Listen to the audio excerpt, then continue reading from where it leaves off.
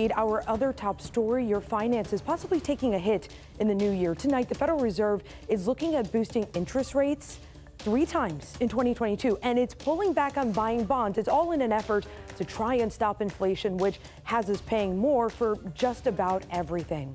Here's how this works. The benchmark interest rate, which was slashed to near zero last year, affects what you and businesses pay for mortgages, credit cards, purchases, personal and business loans, and other debt. Raising the rate makes it more expensive to borrow or spend money, in turn slowing down spending and potentially cutting down inflation. Now, economists said the rate hikes could begin as soon as March. The Bay Area is actually a really big hotspot when it comes to inflation. 10 Tampa Bay Shannon Clough spoke to Victor Clark, a Florida Gulf Coast University economy professor. Now, he gives us a sharper insight into why we're at the center of the price increases and what it means for the future.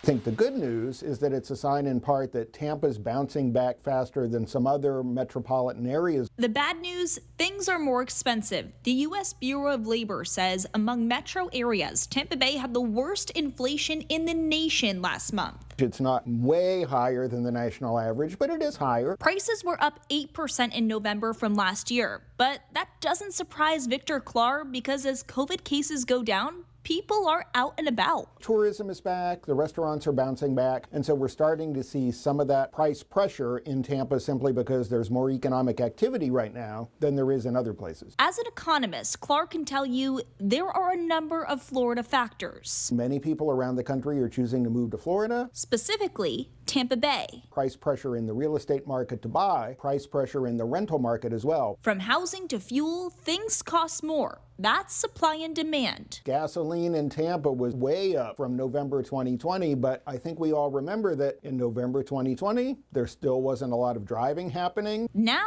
he says people are driving as they would, meaning higher prices to meet the demand. Prices are up, and as a percentage they're up, but it's sort of us getting back to normal. We will get back to normal, but it all depends on when manufacturers can catch up. I wish I could tell you it'll be March 20th, but we can't really do that, and part of the reason, again here, Shannon, is this just isn't like anything we've seen before. There is some good news. Clark says he's hopeful the Omicron variant will not have a major impact on our economy. That's thanks to new research showing our current vaccines are still effective against this variant.